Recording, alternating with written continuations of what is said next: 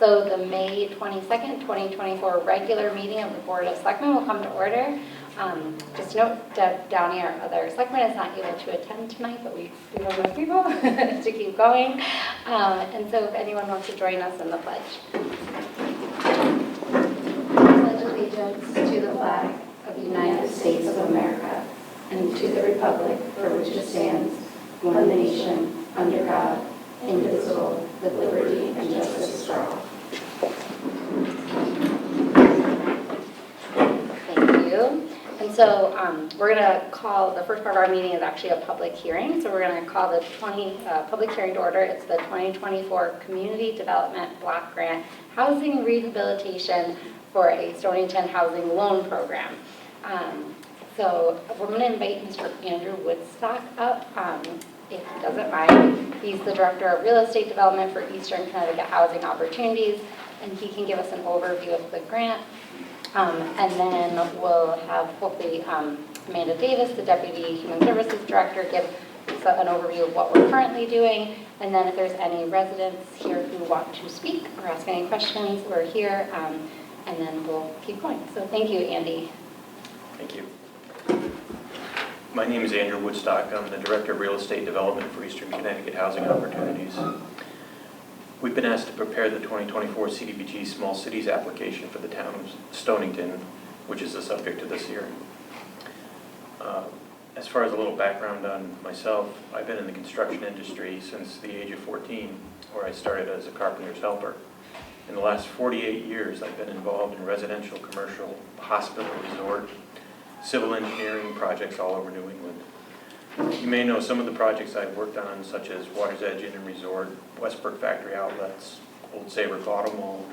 I've designed numerous houses, several miles of roadways, and managed construction from everything from hospitals to single-family homes. Since the mid-1990s, I've been focused on providing low to moderate income populations a safe and decent place to call home. I've written and managed or worked on over $20 million of grant funding for the City of Norwich, City of New London, Town of Groton, Town of Stoning, and many other communities and neighborhoods. We are here tonight to discuss the 2024 CDBG Small Cities Grant Application. The grant application is a competitive application sponsored by the Connecticut Department of Housing and funded through the Federal Department of Housing and Urban Development. This grant is made available every year to non-entitlement communities across the state who complete for the roughly $13 million made available this year. Our application will be for $400,000, which is the maximum allocation for a rehabilitation program. This will provide funding for at least 10 households in need of assistance to maintain a safe and affordable place to call home. The assistance will be in the form of a deferred loan, which provides funding to single-family homeowners without interest, so long as they own the house. The repayment comes when the house is sold or transferred to a new owner. That repayment is then reinvested in the program. With this method, the program will become self-sustaining in the future and provide countless homeowners and their tenants funding to improve their properties. I was first consulted by the town of Stonington to assist in a housing rehabilitation program that is currently operated but funded through the ARPA funding. This application will continue with the original efforts in a slightly modified format. The current and future programs will be based out of the Human Services Department.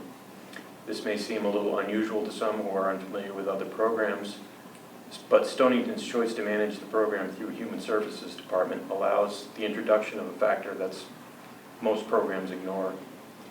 That is the health and well-being of the citizens of Stonington. Beyond their housing property needs, human and social services need to operate together to be effective, and by providing the money to help them, you as the citizens of Stonington maintain a safe, clean, and affordable home. In addition to single-family homes, this program can work in a tenant-based or multifamily housing as well. The terms vary with the size of the units and may, in some cases, require the owner's contribution. Tenant-based housing will be required to maintain affordability based on the Section 8 fair housing rents for a period of time after the work is completed. The long-term feasibility of this project is well supported. In 2014, I started a similar program in Groton, and it continues to this day to be working with several homeowners per year. In addition to the program income that is reinvested, additional funding may be applied for in 2 to 3 year intervals for the same funding. The administration and program costs of this grant are included in the funding provided. The net effect is the program pays for itself over the long term, allowing for the administrative and program costs to be funded through the program income in the future. And that's a basic summary of what this program can do. Are there any questions or concerns or? Any questions for Andy? And Amanda from Human Services will also share some Yeah, information. just because I'm new to this whole process, could you just give me a really, and perhaps Jane could too, just a really simple overview of how people qualify for the funds and what sort of restrictions there are placed on them? Well, the qualification basically is based on the income of the tenants that live in the property. So if you're a single-family homeowner, you have to be in the low to moderate income range for Stonington. That's set on a yearly basis through the state of Connecticut and HUD in Washington. Then you have to live in the home if you're a landlord? No. Actually, if you do not live in the home and you're a tenant-based occupancy, your tenants qualify you for the program. So your tenants... Regardless of the finances of the landlord? Yes. In some cases, depending on the size of the property, the landlord will be required to contribute to the cost of the renovation. And it's based on the number of units and the household income. And then as far as restrictions on the funds and how they're used and how the property is used, you mentioned Section 8, that it needs to conform to Section 8 requirements for a period of time. Just give a quick... That's the income requirements of the tenant. Okay. So after you received funding through the state requires you to maintain the rent level at a Section 8 Housing Quality Standards rent level for a period of time during the rental. And it varies from 5 to 15 years depending on how much money is invested. And what if the income of the tenants goes up? The rent is stabilized by a restriction on the deed. So if they increase the tenant's rent, then we can go back in and have a discussion with the owner. But it's based on their income. Right. Thank you. Thanks, Mike. Thank you, Andy. Amanda, do you mind coming up now? Thank you. So we have Amanda Davis, who's our Deputy Human Services Director, and she's going to share a little bit about the existing loan fund and also is available for any questions. Hello. So Andy touched on our current Stonington rehabilitation program. It is intended to enhance residents' access to quality housing. The program was funded through the American Rescue Plan. The maximum loan amount an owner can currently receive is $30,000. It is a no-interest deferred loan, and future repayments could potentially fund future loans. In exchange for the loan, as Andy said, the town places a temporary affordable housing deed restriction. Eligible projects could include anywhere from energy efficiency, weatherization, handicap accessibility, safety and health code violations, facade improvements, stormwater improvements, septic and well repair, heating, electrical and plumbing repairs, chimney, roof and gutter repairs, rodent and insect eradication, foundation stairways, and much more. Since the program's inception, we have received 14 complete applications and numerous informational inquiries. The type of requests received have varied.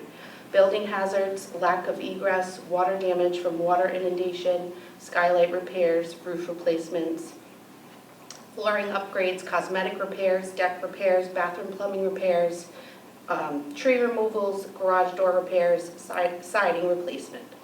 The majority of the recent applications that we've received have been for heating system repairs and replacement. The applicants are residents who cannot afford to make the repairs on their own. They do not have access to any other source and/or do not qualify for any other loans or mortgages. The majority of the applicants are disabled and/or seniors or on a fixed income. These residents are at a point where they're experiencing stress and anxiety about the security and safety of their homes. They fear they could be forced out of their homes and their community due to the lack of housing available. There are extensive wait lists for every housing complex in town. Even median income individuals and families are currently having a difficult time finding rentals due to the increase in the current market rate. Since inception, we have been able to complete 2 projects from start to finish. We have our 3rd project, which we are currently finalizing the materials and the scope of work on. That should begin construction here in the next few weeks. And we're in the process of analyzing and researching our 4th project, which will more than likely deplete any remaining funds of the original ARPA funds. The first resident that we were able to help was at risk of condemnation due to safety reasons. She's a single low-income female. The house is a 3-family home that she was living in. Her front 2-level porch was falling off of her house. The side steps and door for the exit for the 2nd floor was severely warped and worn to the point that they were unusable. The only entrance and exit was through the front porch, which again was falling off the structure. There was also a 3rd floor exit through the back, which was not up to building code or fire code and could have fallen off the house at any time. So the fire department and the building officials were heavily involved with that first project, so this caused that application to go right up to the top. So things like that can move an application to the top. We were able to completely demolish and remove her porch, pour new concrete, and build a completely new front porch. We replaced the side stairs to grade. In addition, she received a new rear upper stairs, and repairs were made to the lower stairs and rails. We also replaced the roof under the deck. This project completion ensured that she could stay in her home that she's lived in for over 30 years.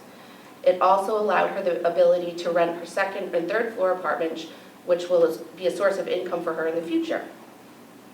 If these repairs had not been made, there would have been an order from the fire department and/or the building official forcing her to vacate immediately, and she would have been displaced from her home. Our department, Human Services, would then have to try to help her find somewhere to go temporarily. She would have to go through the 211 homeless shelter system. As of right now, yesterday, all of the local shelters are full.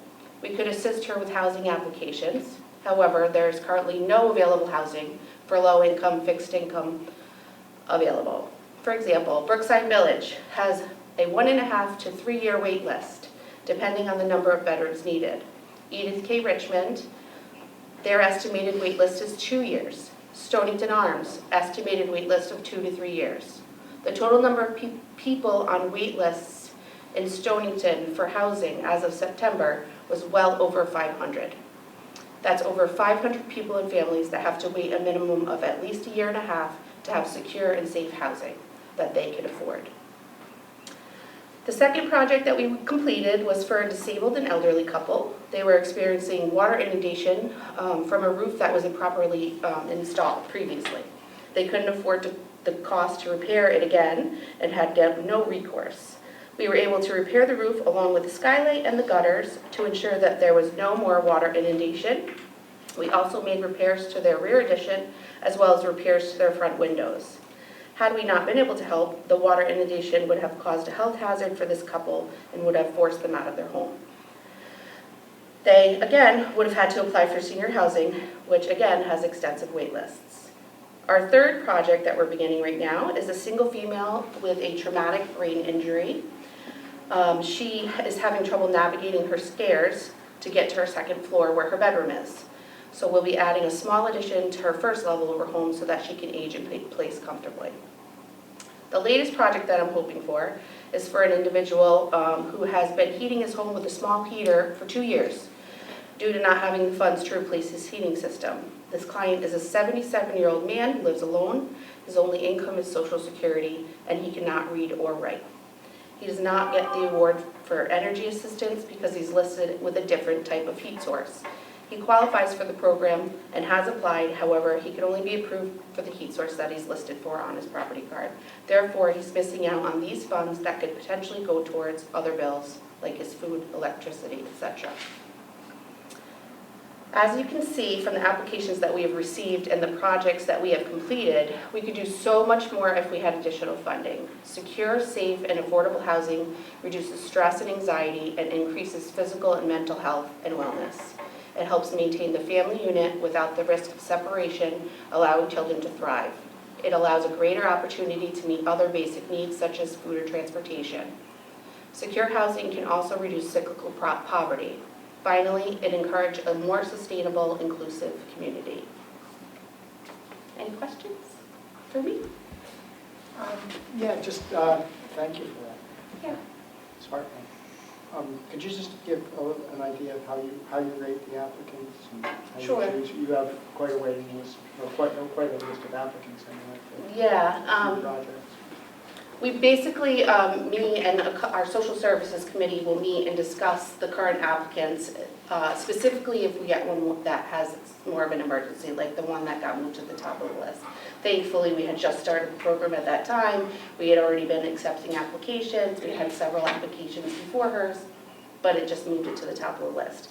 Right now, where we're at, with the little bit of funds left, it's a matter of, like, I would say a heating system, we would say as social services, a heating system is more important than, say, facade improvements. You know, the need is definitely moves you to the top of the list.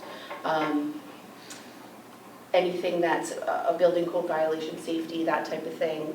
But we do have a social services committee that meets and discusses the cases and determines where they would fall on that list. Right now, it's as we receive the applicants, so they go on the list as by date, and then if something, like I said, moves them up, that can happen. Is there a conversation with the building department? If the building department is involved, absolutely. I mean, as far as rating the need, though.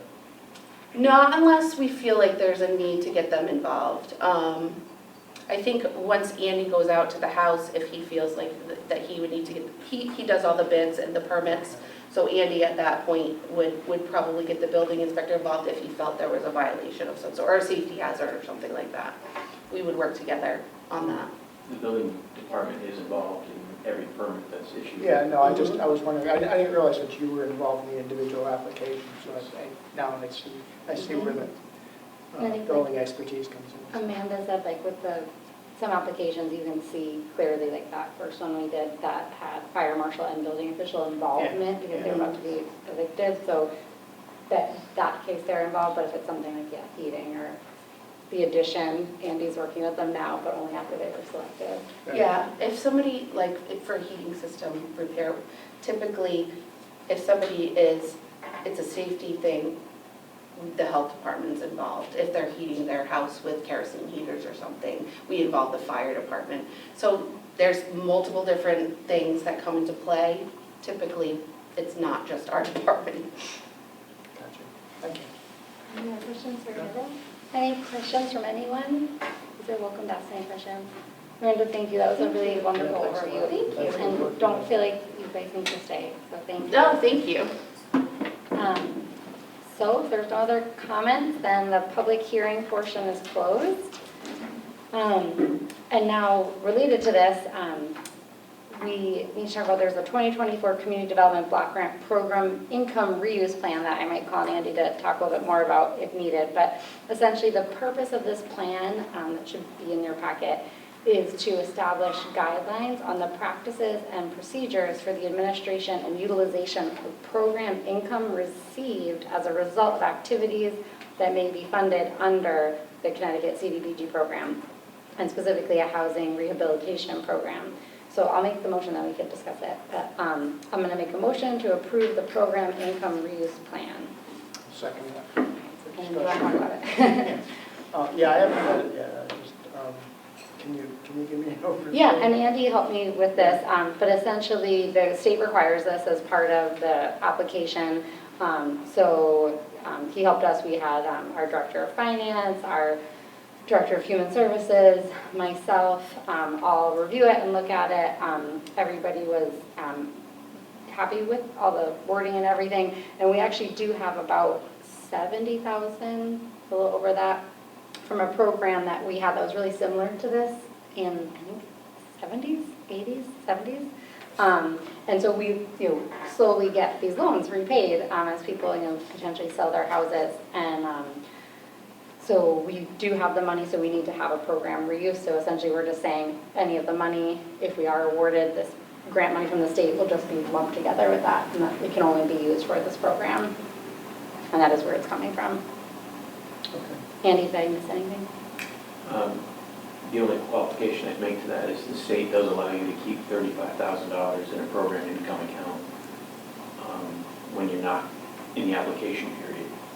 So you wouldn't have to devote that whole $70,000 to the program. You just have to devote everything over $35,000 to the new program as a program match. Since you have an ongoing program, that kind of becomes null and void because your program agrees income plan basically allows that funding to be spent first. And these funds aren't repaid on a regular schedule, they're repaid when the property is sold. Exactly. So they do have the opportunity in our program, the one we had set up, that if somebody was able to repay it sooner, they could, and then they could potentially access the more funds once that was repaid. But I believe in the state one, it's just typically done once it's a quote, like a So settlement. do we know what the outstanding balance is? Well, we've only done two. Oh, from all the programs? I don't actually know that. The person, again, it was like 20, 30 years ago, and people who've done it for the, So Something. there are past balances that There are, have been yeah. paid. because they're still, with the homeowners, but, Most of that was generated back when the programs required you to charge interest and make payments to the loans, Oh, I just see. like a regular mortgage. Yeah. The state has stepped away from that because of the amount of paperwork required, at a local level to process mortgage payments. It just does not end up being worth it for the town to, spend $100 to collect $50 a month. All right. any other questions on that? No? All right, so, hearing none, all those in favor? Aye. Aye, motion carries. So we're gonna get to our regular stuff, you guys are obviously welcome to say, but you don't have to, I know you've got a million things around, but Amanda, I just want to say thank you so much for running this program with Andy these past couple of years, and it's been just wonderful, and It's that been my overview was great. pleasure. Thank It you. makes it easy. And Andy, thank you so Thank you. much. Yeah, thank you. Thank you. It has not been easy, but worthwhile. So this is just the regular part of our meeting now, so if there's any comments from the public about anything? If not, okay, I will make a motion to approve the regular meeting minutes of May 8th, 2024. I'll second. Any discussion on that? No? Thank you, Stacy. All those in favor? Aye. Motion carries. So just a few things under correspondence. We received an application from Hunter Browning for the Shellfish Commission. We received an application from Francis Hoffman for the Planning and Zoning Commission. And we received an application from Paul Geis for the Housing Opportunities Commission. And so we'll have more to come on those at future meetings. And could I I'm going to make a motion to appoint Pete Robinson to the Beautification Committee. Second. Any discussion on Pete? No. Thank you, Pete, for being willing to join. I think I'm going to be acting as their treasurer. All those in favor? Aye. Aye, motion carries. Then could I also I'm going to make a motion to reappoint Don Murphy to the Shellfish Commission. Second. Any discussion? Nope. Just a big thank you to Don for continuing to chair that. So all those in favor? Aye. Aye. Motion passes. Then, you had actually mentioned this under your comments last time, but we'll make it official on the agenda that Andy Meek has resigned from Planning and Zoning Commission. We very much thank him for his service to the commission. Fran Hoffman has also resigned from the Conservation Commission, and we thank her for her service. And Lynn Young has resigned from the Housing Opportunities Commission, and we thank her for her service. And then under old business, we have none. So under new business, as we often see, the use of the parking lots at the 4th District Voting Hall and 49 North Stonington Road for the the Wooden Boat Show that the Seaport hosts from June 26th to July 1st. I move to approve the request for use of the parking lots for the wooden boat show. All right, thank you. All those in favor? Aye. Aye. As long as it doesn't rain. What? As long as it doesn't rain. I know, hopefully. I know, yeah, they do know that. Oh, one day it'll get fixed, hopefully. So we're at the end, so comments from the selectmen. Not much. Again, I just wanted to reiterate the problems with the Conservation Commission, and I was at, and you know, I think they need for staff support, and I was at the Architectural Design Review Board meeting last week, was it, or the week before, and they seem to be in great shape now. I mean, they've got a full complement of members, and Clifton was there, and you know, I'm sure his presence is welcome, but it really doesn't seem to be necessary there. I think that He's trying to rotate between these ones because they have asked for him, just like the conservation. So hopefully at the next Conservation Commission, he'll be able to go to that one. Excellent. That's about it. Oh, as far as planning and zoning goes, appointments, Stacy, do you know who might be coming up, other permanent members that are coming up against term limits? Anybody this year? I don't know off the top of my head, so I can. Can you check for that? Yeah, because I have a spreadsheet, so yeah. Okay, I Yeah. appreciate that, Yeah. thank you. Mhm. That's it. All right, I'll be quick as I can. There's a few fun things. So one is this week is Public Works Week. And so it was really wonderful every day with a new director. They've been doing different kind of safety training or trying out equipment or doing, today they did a cookout. Sadly, I couldn't attend, but I heard it went really well. And then just a nice opportunity to kind of come together, but also just to say thank you to all of them. We're also tomorrow going to be doing awards of service. There's a number of people who've worked there for 20, 25, 30 plus years. So just to really acknowledge them and thank them. We also have upcoming this weekend 2 Memorial Day parades, one in Pawcatuck Westerly in the morning, and then one on our side, and then Groton side of Mystic in the afternoon, if anyone wants to come out for Memorial Day. And then just wanted to share with you and for the record, so today I was actually down in Stamford as part of my work with the 119K Commission, which is essentially a commission of mayors and first selectmen that have been pulled together from around the state to look at an issue that was identified by the Connecticut Conference of Municipalities with support and funding from the Dalio Foundation, looking at kind of disconnected youth. So 119 stands for the 119,000, it's 14 to 16-year-olds in Connecticut, which is 1 in 5 youth in Connecticut that are basically have been deemed at risk or disconnected. So that can mean they're at risk for not graduating high school, not having meaningful employment, at risk for being homeless, or not housed safely. So we've had a number of different meetings and hosted at different locations.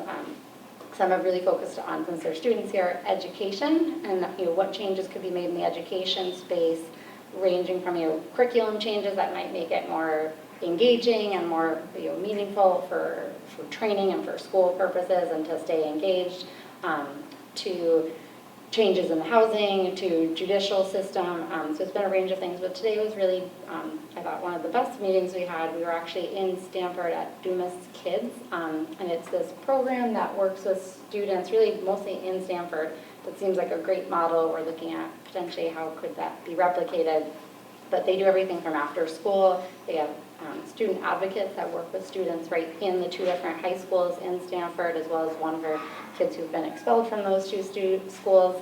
And just basically the resounding thing was like what a difference a mentor, kind of an advocate can make. And then it was great. They set it up for the youth, or I mean, it was probably close to 80 kids in the room, giving everybody else feedback and ideas. So it came from them instead of vice versa, which was really eye-opening, like great facilitated discussions. We really, the rule was, you're an adult, you don't talk, you really just listen, and it was wonderful. But long way of saying, we are going to try and do something for the commission in Stonington. We're still working on what exactly that might be, but it's likely going to be on June 11th at the Seaport. This all came together in the last 24 hours, but we'll be inviting school participants, we'll be inviting kind of nonprofit, different organizations that kind of work in this space, hopefully some of our police and law enforcement colleagues, but really would love to have students come and participate and be part of it. So we will be posting something on the town website as soon as we have more information. And then just to close on something also really positive, we got word from Congressman Courtney that the circus lot was selected as one of their 15 projects that they're allowed to select for potential federal funding. So this is just one hurdle of more to come, but we put in a request for a little over $2.5 million to create the circus lot, and it was approved by their office. So again, lots of more hurdles for them to take on, but it's really exciting, and it's from the same funding source where we got funding, again, thanks to Congressman Courtney's team and him for the water loop, so out of the HUD money. This is the same process where we also got money for the town dock. That was through the SBA instead, but it was just really exciting. Last year we put in for this also and weren't selected, so it was really wonderful this year, and I think largely thanks to a lot of people's efforts and also the residents that we passed at the town meeting the vote to buy it back. So I think that made a big difference with the application. So hopefully we'll have more good news on that front. I think that's it. Good. Any questions, Lana? And thanks for your engagement in that Oh, 119K. Oh, it is, it's good. And if people have ideas or thoughts on that, like I said, the goal is in August to basically produce a report that we'll share with our state partners for changes and updates and things that we could do better in Connecticut. All right, nothing else? It is 6:01, so quick meeting. Thank you.